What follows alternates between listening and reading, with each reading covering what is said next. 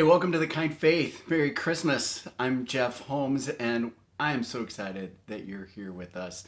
We are continuing to move through forgiveness, and we're going to talk about it in the context of the Christmas story. The big question today is, does God need to be forgiven? And I know just saying that sentence raises all sorts of concerns about the nature of our hearts, God.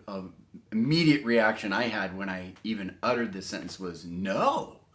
How could that possibly be? I think it's an important question to ask, though, because forgiveness is not a transactional piece, but it's something that happens inside me when I'm wronged. And when I don't forgive, I maintain a position of bitterness and a position of anger and a distancing in the relationship. So let's talk about forgiveness with God. First up, why is it such a scary thing to even consider forgiving God? Well, I think there's two pieces of confusion that are at the heart of it. The first piece of confusion at the heart of it is we believe and confuse the idea between needing to forgive someone and someone having committed an actual objective wrong. That they were wrong objectively, like measured by anybody looking in, they were declared wrong, and therefore forgiveness is required. And that's not at the heart and nature of forgiveness. It can be true, but it is not the thing that requires forgiveness in and of itself, that the person be wrong. And so I want to say, no, God never needs to be forgiven because God can't do anything wrong. But that's a misunderstanding of the nature of forgiveness. And the second part, which I think is even more emotionally driven than the first, is that I begin to think about forgiveness as a positional thing. And here's what I mean by that. I think I'd mentioned this earlier. When I first considered saying to someone, "I forgive you," I felt like I was elevating myself above them. And who am I to elevate myself above someone and offer them my forgiveness? The confusion is positional and power based. So if someone has hurt me, I now have more power than them, and therefore I'm the one to bestow forgiveness. And that's not true either. A person that helped me really understand the heart of this was a friend a while back. She was the daughter of a Navy captain. And we were talking about her childhood, and she was musing on the experience of her dad leaving to go to sea, to go on his tour of duty, and how hurt she was by it, how wounding that was. I thought to myself, well, he's doing his duty. You can't be hurt by that, but she's a 6-year-old girl. And it is a betrayal. Her dad is walking out on her. It is a betrayal. And this is what she said to me that changed my whole perspective around forgiveness. She said, I had to come to learn to forgive my dad. And learning to forgive my dad helped me love and respect and honor him. And it made his homecoming so much richer. That whole thing staggered me. Because from an objective perspective, from an adult mind, dad's done nothing wrong. So the daughter has no right to demand forgiveness. That's where you want to go as an adult, right? But from the daughter's perspective, she's been betrayed and abandoned. And the other piece to this is that the father is the one supporting, the father is the one who's providing her stability for her life, and his going on cruise is a part of that. And so she doesn't have any right to ask for forgiveness there either, because she is not in a powerful position over him. But she brought out this reality that from a child's perspective, forgiveness needs to be given when a hurt or injustice is experienced. I'm talking about this because the Christmas story blows my mind the way it starts, especially in the book of Luke. And so I want to read this to you from the book of Luke. Luke starts it and says, inasmuch as other people have tried to tell this story, I'm going to tell the story. And then in verse 5, he says, in the days of Herod, the king of Judah, there was a priest named Zechariah in the division of Abijah, and he had a wife from the daughters of Aaron, and her name was Elizabeth.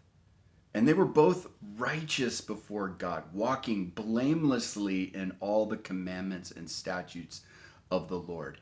Just pause and listen to that sentence again. And they were both righteous before God, walking blamelessly in all the commandments and statutes of the Lord.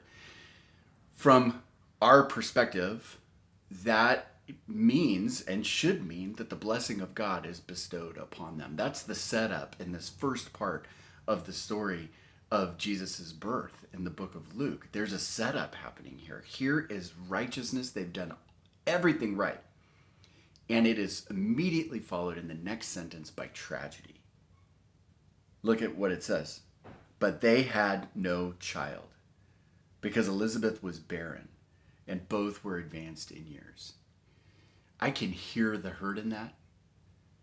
I've experienced a bit of what they experienced, wanting so badly to have a child and not being able to have a child. And the question that is in all of our childlike hearts is, why me, God? And here's a huge mistake that can be made. We immediately move to theological rationalization. We immediately move to, well, God knows what he's doing. God works all things together for good.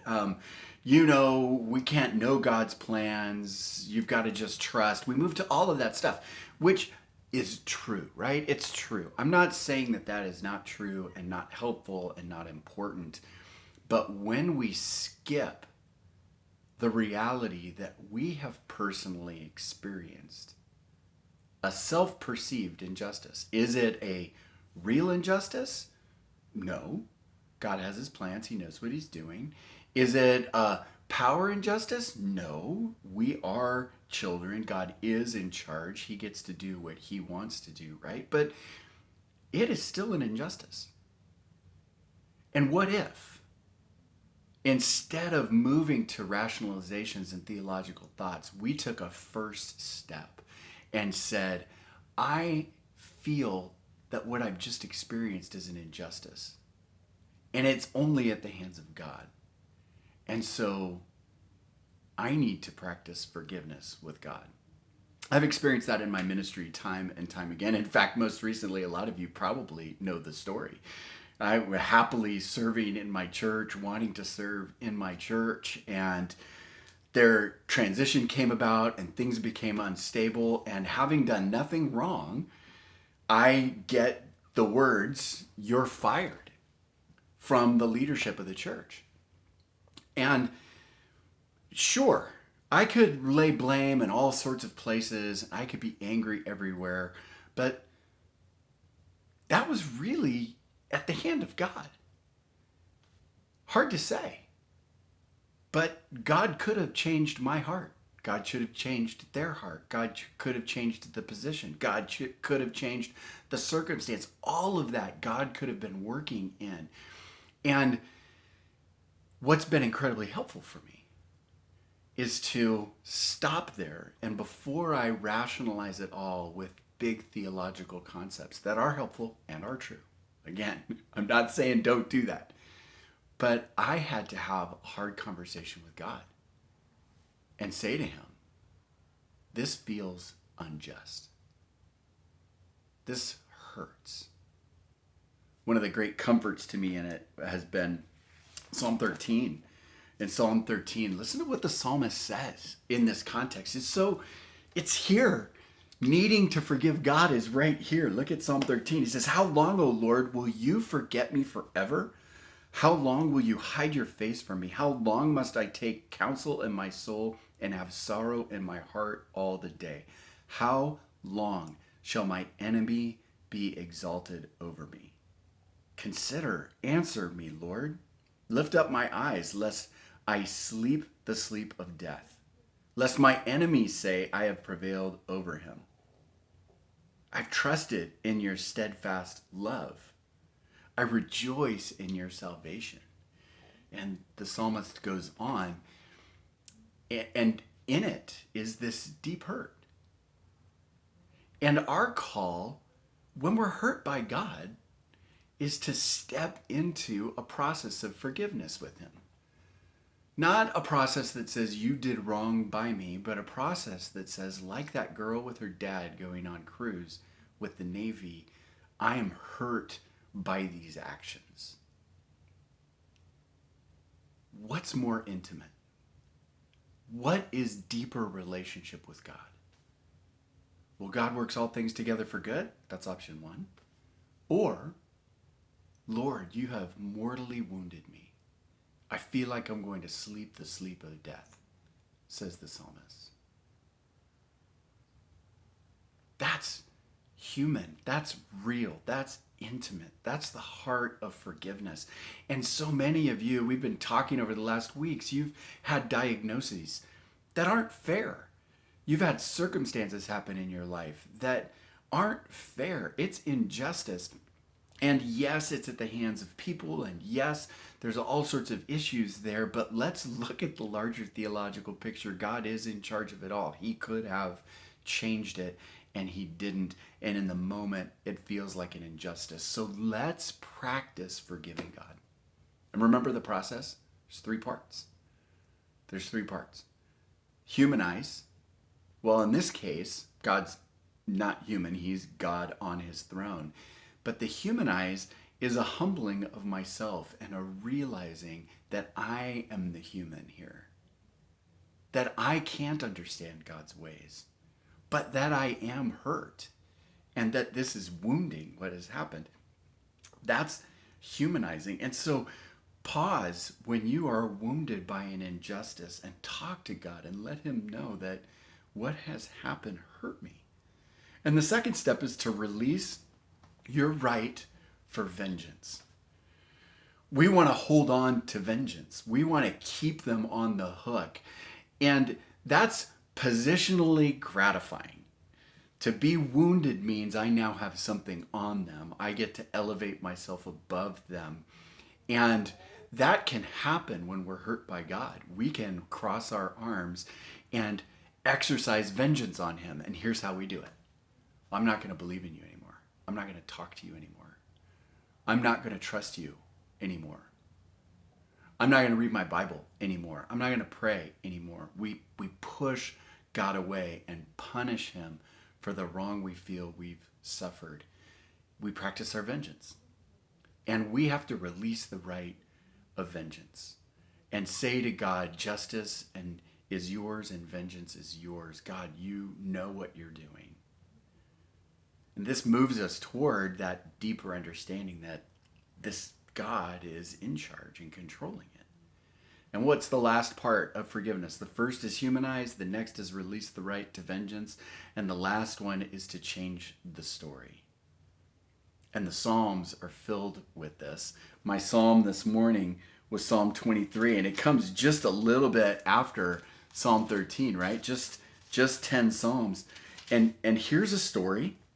The Lord is my shepherd, I shall not want. He makes me lie down in green pastures. He leads me beside still waters. And you read that and think, that's not how I feel right now. How I feel is verse 4. Even though I walk through the valley of the shadow of death. I feel like I'm in a valley of the shadow of death. But the true story is, God, your rod and your staff, they comfort me. You are leading me to a table, a banquet in the presence of my enemies. And that's the story to change, rather than I'm wrong and we bring vengeance on ourselves. I've beat myself up because I'm the sinner and God was right to punish me. And instead of just glossing things over, but actually declaring our hurt with God, we declare our hurt we release vengeance, punishing ourselves or God, and we live the story that God spoke over us.